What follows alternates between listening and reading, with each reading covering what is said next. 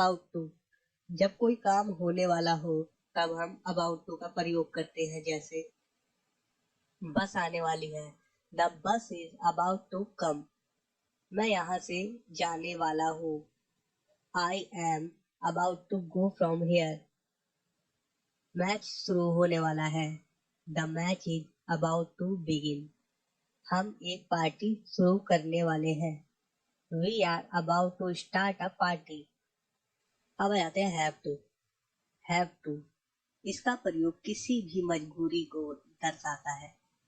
किसी तरीके की मजबूरी हो या कोई काम करना पड़ता हो, उसको ये दर्शाता है हैव टू।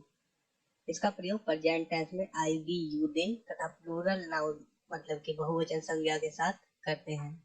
एग्जाम्पल, हमें पढ़ने के लिए ध्यान केंद्रित करना पड़ता है, we have to concentrate for read. मुझे उन्हें प्यार करना पड़ता है, I have to love them. सुबह को मुझे मंदिर जाना पड़ता है, in the morning I have to go to the temple. या तो इसे इस तरीके से भी बोल सकते हैं, I have to go to the temple in the morning. इसमें कुछ फर्क नहीं पड़ता, इन द मॉर्निंग या बाद में लगाओ या पहले लगा दो। उत्तीर्ण होने के लिए हमें मेहनत करनी पड़ती है, we have to work hard to pass. अब आ जाते हैं हैज टू। इसका प्रयोग भी किसी मजबूरी को दर्शाता है। इसका प्रयोग प्रेजेंट टेंस में he she it name this that के साथ होता है। एग्जाम्पल, हर किसी को सफलता के लिए काम करना पड़ता है, everyone has to work for success. उसे पैसों के लिए नाचना पड़ता है, he has to dance for money। उसे रोज बाजार जाना पड़ता है, he has to go to the market every day। Manoj को रोज पप्पू को प्यार करना पड़ता है, Manoj has to love Pappu every day। उसे रोज उसे प्यार करना पड़ता है, she has to love him every day।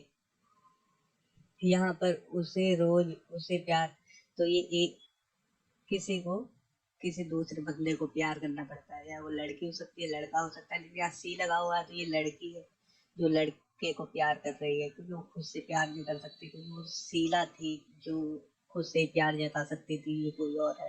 ठीक है दोस्तों, चलो ठीक है यार, ये मजाक कर दिया मैंने।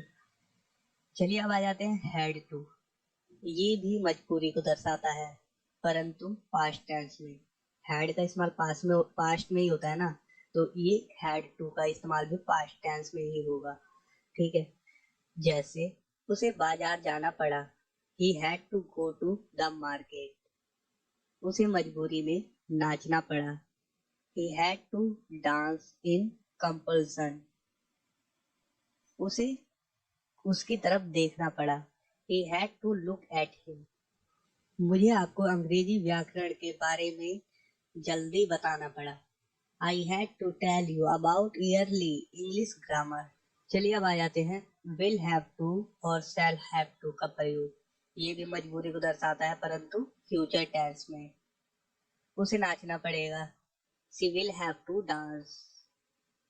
हमें यह करना पड़ेगा, we shall have to do it या we will have to do it। ठीक है, दोनों ही।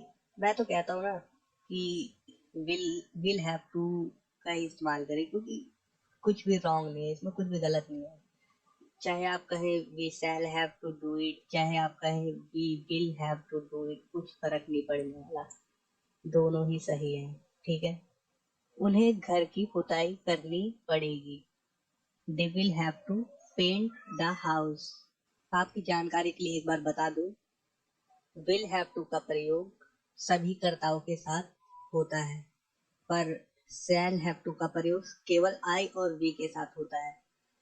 ठीक है, और अगर आई और वी के साथ अगर आप विल हैव टू भी लगाते हैं तो कोई गलत नहीं है। ऐसे सेंटेंस में अगर आप विल हैव टू लगाते हैं आई और वी के साथ भी, तो कोई फर्क नहीं पड़ता। ठीक है, ये ध्यान रखें। अब आ जाते हैं बिगेन टू। किसी भी काम को जब हम शुरू करते हैं पास्ट टेंस में तो हम बिगन टू का इस्तेमाल करते हैं। बिगन टू प्लस वर्ब के फर्स्ट फॉर्म, ठीक है, पास्ट टेंस में बिगन टू के साथ वर्ब के फर्स्ट फॉर्म का इस्तेमाल होता है। Example, the boys began to the dance, लड़कों ने नृत्य शुरू कर दिया। लोगों ने अपने हाथों से ताली बजाना शुरू कर दिया। The people began to clap once hand, ठीक है।